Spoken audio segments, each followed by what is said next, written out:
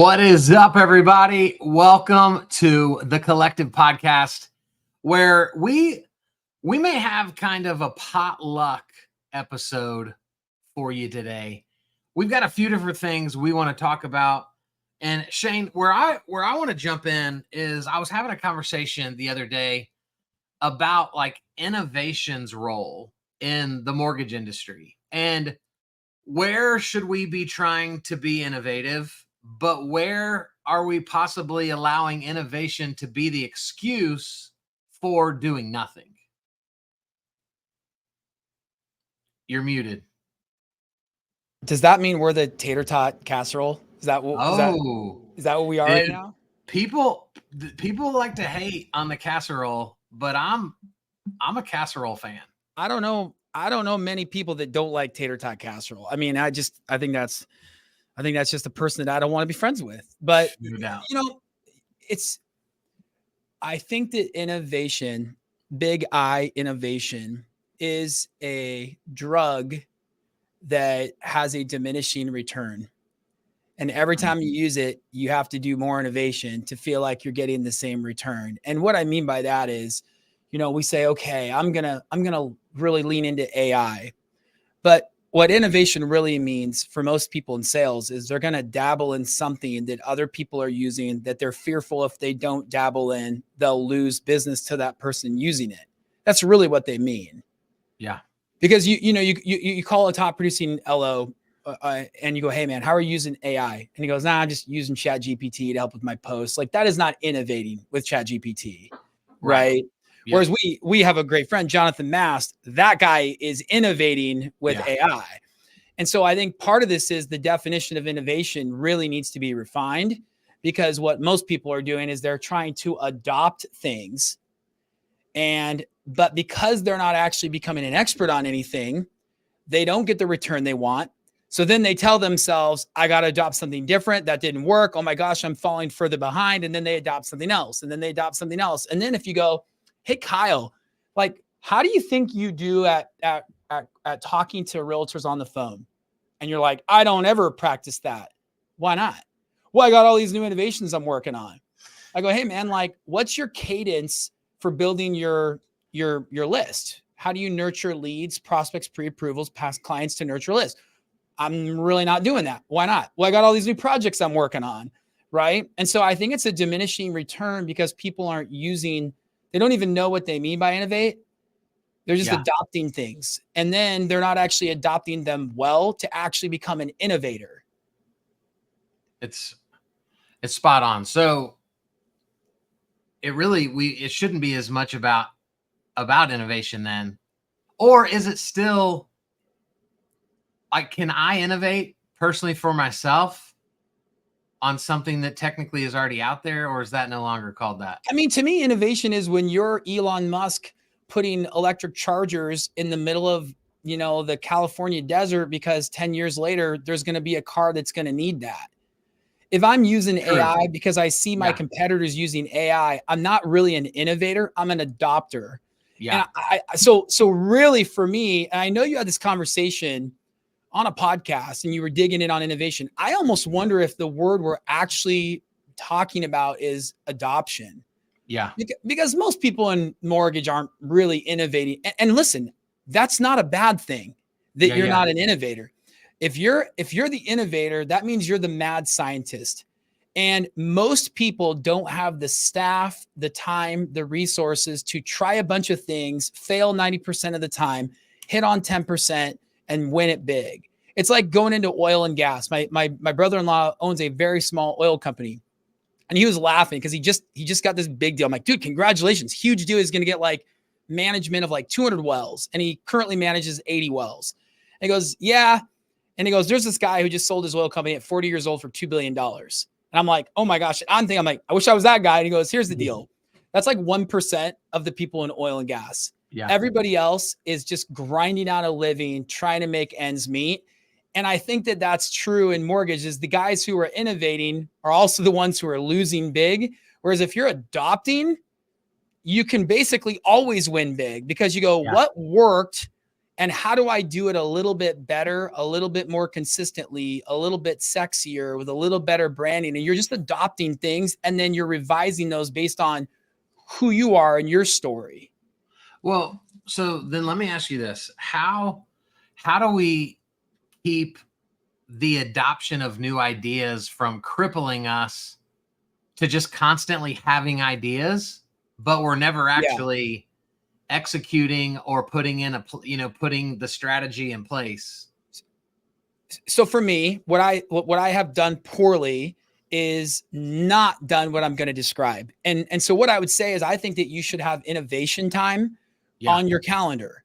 Yeah. And you're saying, hey, for the next hour, I'm going down every dark, hole online for tech and different things and ideas. I'm going to look into how to, use an AI system for pulling keywords on YouTube. And you're going deep on something you've never done before, but you take an hour. And when you're done, you go back to your adoption or you go back to your execution time. And for me, adoption time it's something that other people have done that I know I need to do because I'm good at it. It makes me money. I enjoy it. And the anxiety is low. So an example of that would be everyone in real estate and lending should be teaching more classes. Yep. And the way you do that is dependent on your market. It might be all Zoom, all online. It might be pre-recording those on Webinar Jam, StreamYard, etc. It might be all in person. It might only be teaching at real estate offices. It might be going to the local board of realtors and only teaching there. It might be all of the above. But if you're not teaching classes, that was the number one way I grew my business. Yep. Like that was the number one way. I got in with Redfin and I started teaching first-time homebuyer classes for Redfin. So I wasn't even teaching referral partners, which has a way higher ROI. I was teaching first-time homebuyers. And I closed. We just had a talk in the collective about it with Major. We did. And that's what he's doing. Like that's the number one thing he's doing to grow his business. He's teaching referral partners how to grow their business. And then he's really leaning into that trickle down effect. So I think you need to have time for that. And I think that should be your best time. So we would call those actions that matter. How are you blocking out those ATM times in your day? Because you don't work on future endeavors in lieu of current endeavors. Yeah. And I think that's the problem is people go, it's the comparison problem where they look online and go, man, Kyle's crushing it with whatever. I suck at that. He's doing so good. He must be making $1 million on that idea on social. I need to do more of that thing. 2 million, actually. 2 million. Damn it. Yeah. And then I got to go do that. And then what did I forget to do? Build out my next 3 months of classes, create the email campaigns to send out to invite the agent. Again, blocking and tackling, right? That's adopting something that we know lots of guys who are doing that very, very well. Yeah. So I want to bring kind of a different perspective to this, but for what I do. Right. You and I were just talking about before we came on the podcast, like going down to New Orleans in a few weeks for AIM Fuse, which is a huge event in our industry on the mortgage broker side, where more than anything, now you're going to be speaking and you're going to crush it on stage, but we love to just go rub shoulders with men and women in our industry that are exceeding at a really high level. And so what I try to do for me is because I don't always feel creative when I'm by myself to like have innovative ideas. And so I like to always be aware of like, what are my struggles? What are my company's struggles? What weaknesses do we have? And then when I'm at events and I'm talking to successful people, I love to ask them, hey, how are you continually getting this to happen? Right? Because I know I'm struggling with that. And so instead of coming up with brand new ideas myself, I love to steal things from other people in a healthy way. But then the key for me is I am the world's worst executor. And so I love creative. I love the dream, but you keep it on me to like, hey, here's the 6 check boxes you need to check off. I'm going to fail. And so I always have a debrief with my team whenever I get back from an event and I say, all right, guys, here's the top 3 things I learned. Here's who's doing it well. Here's the website they shared with me that we should consider using. And then I really then give it to my team to become the executors of whatever we're going to roll out. And for me, that's always been, my most effective strategy for that. Well, so you brought up a couple things that are hearkening me back to like when I got started in mortgage. And you're right. I think that most people feel like they've got to be the next Gary V, when the reality is they should probably just take Gary's best idea and That's make right. it a little bit better for them. Yeah. And what's crazy about that is you could literally become an expert on the thing, right? In hours. That's right. And then you go do it consistently. So when I got into mortgage, it was 2009. I saw an ad on Facebook for like a 3-day mastermind. And I'm like, I have no idea what I'm doing. It was probably 2012. It was like 2013 or 12 when I actually, like, I was part-time before that. So I went to this 3-day mastermind, and on the flight home. So I am blessed with long flights. When you live in the far upper left coast, it takes a long time to get anywhere. And I had a 5-hour flight home, and I was like you, I come out of an event. I'm like, oh my gosh, I got all these amazing ideas. Now, these weren't even like innovative ideas. It was like, you should have somebody else pull your credit reports. You should have a dialer call agents for you. Like very basic adoption things. On the flight home, I built a whole manifesto. I said, what are the top things I need to be doing? How do I need to do them? And I built, and like, I was kind of known in this group because then I joined the group, and I had a Shane Kidwell mortgage handbook. And that handbook was everything I did, how I did it, when I did it, why I did it. And this was all basics. And none of it was innovation. It was all adoption things. And so most people don't have the resources that you and I have. In a perfect world, they should do exactly what you're saying. They go, I'm really good at a few things. The rest I'm going to give to my team. Those who do it well, they do debriefs. They have like a plan. They close out their events well. If they take notes on a remarkable, they send those to their team. Their team does the debrief. But okay, let's get down to what like a guy closing 3 loans a month should be doing right now. And best use of time is not go hire a team. Best use of time is give yourself a day or 5 hours on the way back from your webinar, your mastermind, your training, and you do an info dump. And you put everything in a Word doc, right? And you literally write out, if I were going to teach my wife how to run my business for a month in my absence, what does she need to know? And none of that's innovation. Right. You're saying, hey, every Monday I check in with my pre-approvals that were out shopping that weekend. And this is what I say. Because when you do that, what you and I are going to do is we're going to get on a coaching call with that guy or gal closing 3 loans. I'm going to say, what do you do every Monday? Well, I check my inbox, and we're going to very quickly realize they don't have a real clear, consistent adoption plan for things that make them money right now. I'm going to say, well, hey, like, when do you call your agents? Oh, when I have time. So does that happen every Monday? Well, the answer is no. Right. And how effective is that? Well, sometimes it is. Sometimes, you get the point. You start going down these very simple thought, like conversations, and you realize that people don't adopt effectively. And so I want to do that and then give myself a reward, which I call innovation time. That's where I go get an apple fritter, have a good overpriced cup of coffee, and I sit with my phone and I dream and I go down like the rabbit holes. And then an hour later, I come up for air. I kind of wipe my eyes and I get back to adopting and implementing the things I already do that make me money. Yeah, I think that's good. And I do think, like, yes, the girl closing 3 loans a month, they're not where we are with like the team that we have and the teams that we have in our other businesses. But I remember like back in the day when I was a roofer solo, I had like 3 to 4 people that I met with a couple times a month that in a way, like they were my team. Yeah. Not necessarily for executing a ton of things, but like they filled in the gaps where I was weak. And I think that's a free way to kind of develop a team. I met with a lender last week who was requesting some information about our VA service. And I gave him the pricing, and instantly he was like, oh man, that's more than I was wanting to spend right now. And I said, bro, you don't have 2 or 3 other loan officers that also need 10 hours of help a week, and the 4 of you combined couldn't go share an assistant, that, so there are very creative ways to 100%. do this. And so, because I don't want somebody listening to go, oh, well, I guess I just really can't execute on most of this stuff until I have a team. Because you can. I love that. And that's a reminder. We got several guys inside the collective that started an accountability group with 40 LOs. And lo and behold, most of them didn't do what they said they were going to do. And these 3 guys have met consistently every week, and they do exactly that.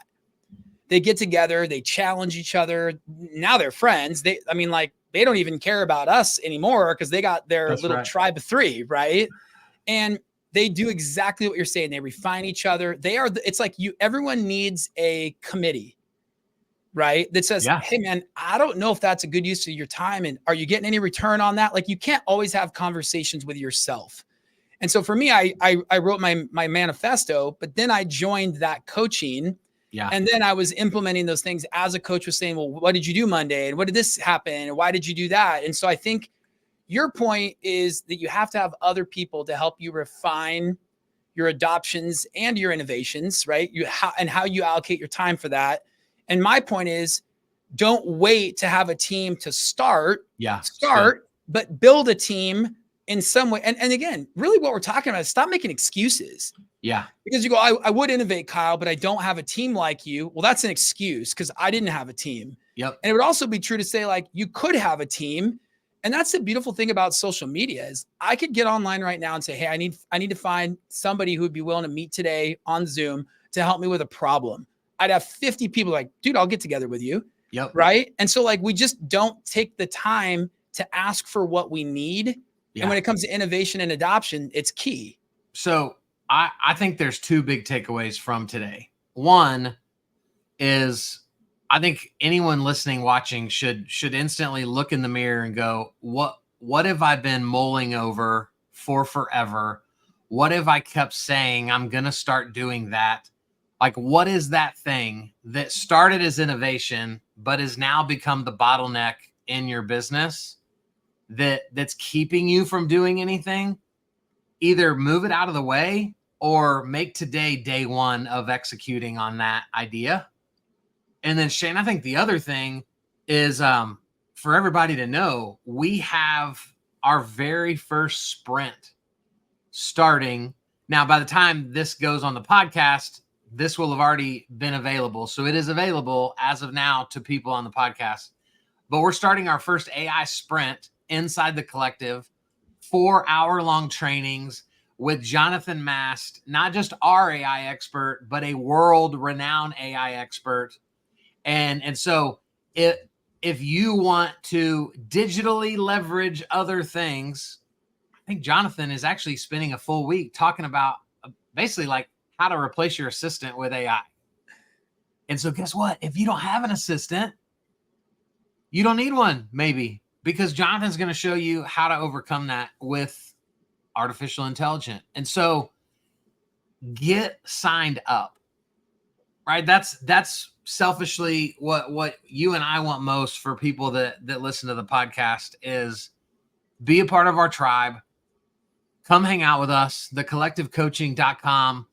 Come see what this AI sprint is all about, because soon after that, we've got a LinkedIn sprint coming. We've got an automation sprint coming that are designed for execution. I love that. I couldn't be more excited. My second manifesto actually took me 10 years to get to, which was last month when I was going to hire a new marketing admin. I mean, I'd done a lot of stuff, but never like intentional time. Yeah. And you know who did that with me? It was AI.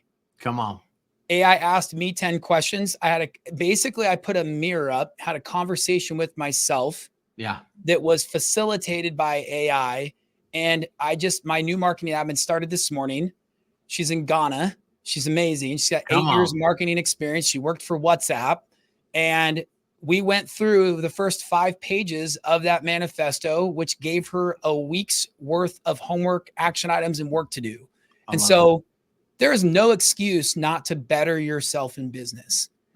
You can all do it. Everyone can. I'm not the greatest at anything. I'm not the most technical. I'm not the hardest worker. And I think what's really exciting is you join the collective, you get around a bunch of just really solid, incredible people. And the number one characteristic is transparency and honesty and community. And that's what will help you get out of innovation time that doesn't make you money, get into adoption time that does, help you figure out what's a better use of your time. And again, I copy people. I'm still copying people. I'm still copying people because I find something that somebody else is doing well. And I go, Kyle's doing really good with that thing. And I go, let's just do more of that thing with my own spin. I'm not plagiarizing you. I'm mimicking you. And I think that that's something that we can all do. So good. Guys, go do something. Go take action on that thought that's been in the back of your head for a while.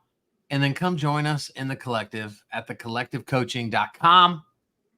We'll see y'all next time.